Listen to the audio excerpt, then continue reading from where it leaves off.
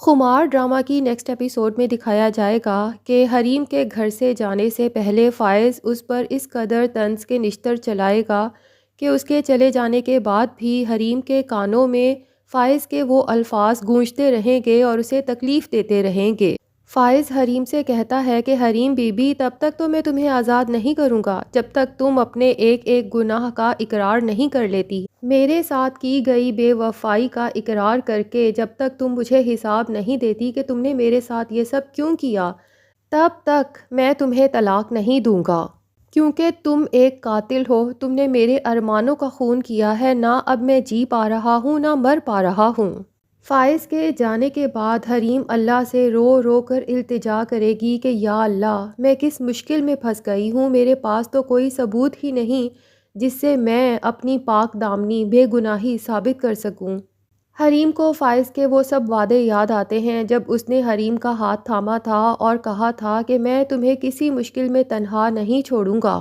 اور اب اسی فائز نے نہ صرف مجھے تنہا چھوڑ دیا ہے بلکہ میرے سر پر اذیتوں کا ایک پہاڑ گرا دیا ہے۔ جب سے فائز نے میرے کردار پر شک کیا ہے اس کے بعد سے تو مجھے فائز کے ساتھ کی گئی محبت پر بھی افسوس ہونے لگا ہے۔ حریم اللہ سے رو رو کر التجا کرے گی کہ یا اللہ، فائز کے دل کو میری طرف سے صاف کر دے۔ حریم کے فادر بھی فائز کی باتوں پر بہت افسردہ ہوں گے۔ ایک طرف وہ ان کی بیٹی پر الزامات لگا رہا ہے اور پھر چھوڑ بھی نہیں رہا، کیونکہ حریم کے فادر تو یہی چاہتے ہیں کہ فائز حریم کو اس رشتے سے آزاد کر دے اور اس کے بعد وہ حریم کی شادی مدثر سے کر سکیں،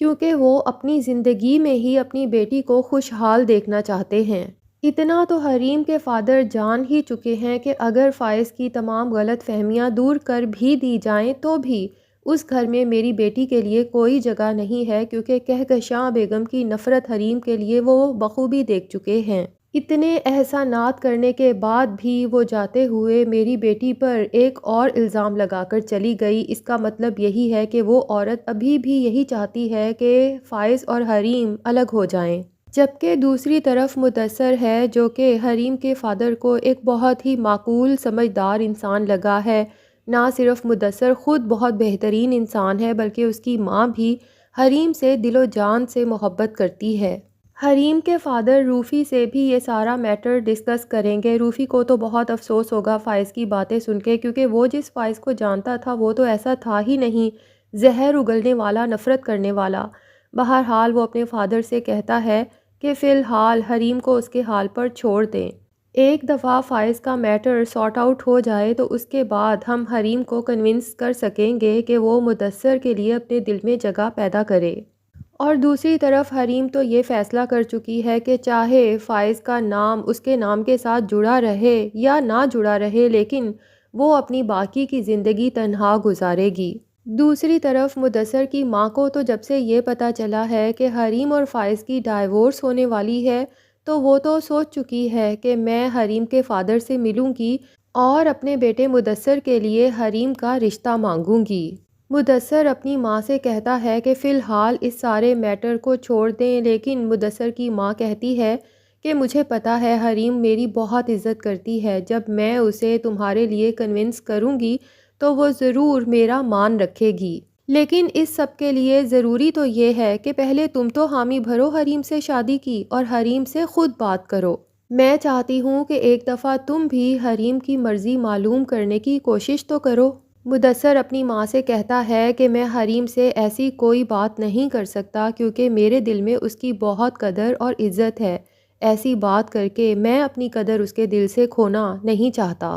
ہو سکتا ہے میں اس سے یہ بات کروں تو حریم یہی سمجھے کہ میں جو اس کے اتنے کام آیا ہوں، اسے اپنے آفس میں جاب دی ہے تو یہ سب اسی لیے ہے کہ میں اس سے شادی کرنا چاہتا ہوں۔ تو مجھے تو یہی لگتا ہے کہ فی الحال یہ بات کرنا بالکل بھی ٹھیک نہیں ہے، لیکن مدثر کی ماں اسے سمجھاتی ہے کہ مجھے تو یہی لگتا ہے کہ تمہیں حریم سے ضرور بات کرنی چاہیے، کیونکہ بعض اوقات ایک چھوٹا سا قدم بہت بڑے بڑے فیصلے کرواتا ہے، اور یہ بھی مت سوچو کہ یہ سب تم اپنے لیے کر رہے ہو بلکہ یہ سب تم میری خوشی کے لیے کر رہے ہو، کیونکہ مجھے نہیں پتا کہ میں کتنے دن زندہ ہوں، لیکن مرنے سے پہلے میں اپنے بیٹے کی زندگی میں خوشیاں دیکھنا چاہتی ہوں، اور اتنا تو مجھے پتہ چل چکا ہے کہ حریم ہی وہ لڑکی ہے جو تمہاری زندگی میں خوشیاں لا سکتی ہے۔ مدثر تو اپنی ماں کی یہ سب باتیں سن کر بہت ایموشنل ہو جائے گا اور سوچے گا کہ کیا میں اپنی ماں کی اتنی سی خوشی بھی پوری نہیں کر سکتا، کیونکہ وہ جانتا ہے کہ میری ماں کو کینسر ہے اور ڈاکٹرز بتا چکے ہیں کہ ماں کے پاس زیادہ وقت نہیں ہے۔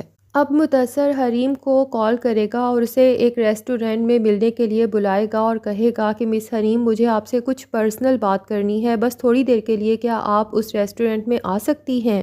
حریم کو تشویش تو ہوگی کہ آخر ایسی کون سی بات ہے جو فون پر نہیں کی جا سکتی، لیکن بہرحال چونکہ وہ مدثر کی بہت عزت کرتی ہے اس لیے وہ اس سے ملنے چلی جائے گی۔ مدثر حریم سے دو ٹوک بات کرے گا اور کہے گا کہ اتنا تو میں جان ہی چکا ہوں کہ فائز کی ماں آپ کو فائز کی زندگی میں نہیں رہنے دینا چاہتی، اسی لیے وہ جاتے ہوئے کہہ گئی تھی کہ فائز کی طرف سے یہ رشتہ ختم ہی سمجھیں، وہ جلد ہی آپ کو ڈائیورس پیپرز بھجوا دے گا۔ تو میں بس یہ جاننا چاہتا ہوں کہ اس کے بعد آپ نے اپنی زندگی کے لیے کیا سوچا ہے؟ حریم مدثر سے کہے گی کہ سر، میں نے اپنی زندگی کے لیے فی الحال تو کچھ بھی نہیں سوچا، کیونکہ میں فائز سے بہت محبت کرتی تھی، لیکن جب سے فائز نے میرے کردار پر شک کیا ہے اس کے بعد سے مجھے اس سے محبت نہیں رہی۔ اب تو میرے پاس کرنے کے لیے صرف افسوس رہ گیا ہے کہ میں نے فائز جیسے کم ظرف اور کمزور انسان سے کبھی محبت کی تھی۔ اب ایک بار دھوکہ کھا لینے کے بعد میں نے سوچ لیا ہے کہ اپنی زندگی میں مزید کسی کو جگہ نہیں دینی۔ مدثر حریم کی باتیں سن کر بہت افسردہ ہو جائے گا اور حریم کو سمجھانے کی کوشش کرے گا کہ مس حریم، دنیا میں اچھے لوگ بھی ہیں اور برے لوگ بھی ہیں، چند برے لوگوں کی وجہ سے ہمیں اچھے لوگوں پر اعتبار کرنا نہیں چھوڑنا چاہیے۔ مجھے تو یہ لگتا ہے کہ زندگی میں ایک بااعتماد ساتھی کا ہونا بہت ضروری ہے اور یہ بلیسنگ بھی ہے۔ اب اتفاق کی بات ہے کہ فائز بھی وہاں پہنچ جائے گا اور دور سے ہی جب مدثر اور حریم کو ساتھ بیٹھے باتیں کرتے دیکھے گا تو اسے 100% یقین آ جائے گا کہ میری ماں اور ناصر حریم کے بارے میں بالکل ٹھیک کہتے ہیں۔ وہ قریب جا کر ان دونوں کی باتیں سننے کی کوشش کرے گا اور پھر کہے گا کہ سوری، مداخلت کے لیے میں معافی چاہتا ہوں، لیکن آپ نے یہی کہا نا کہ بااعتماد ساتھی، لیکن مدثر صاحب، ہو سکتا ہے کہ آپ سچ میں حریم کے لیے بااعتماد ساتھی ثابت ہوں، لیکن یہ عورت اعتماد کے بالکل بھی قابل نہیں ہے۔ یہ تو وقت ہے جو دامن سے کھینچ کر انسانوں کو ایسی جگہ لے جاتا ہے جہاں لوگوں کے اصل چہرے اسے نظر آ جاتے ہیں۔ اور مدثر صاحب، یقین کریں، آپ سے تو مجھے بہت ہمدردی ہو رہی ہے، کیونکہ ایسی عورت کے جال میں پھنسنے والا انسان ہمدردی کے ہی قابل ہے۔ مدثر ابھی تک تو چپ تھا اور فائز کو سن رہا تھا، لیکن اب اس کے صبر کا پیمانہ لبریز ہو جائے گا تو وہ اٹھ کر فائز کے سامنے کھڑا ہو جائے گا اور کہے گا کہ مسٹر فائز، مجھے تو آپ سے ہمدردی محسوس ہو رہی ہے کہ جسے حریم جیسی پرخلوص اور با کردار ساتھی ملی، لیکن افسوس کہ آپ تو چھوٹے دل چھوٹے دماغ کے بہت ہی کمزور انسان نکلے۔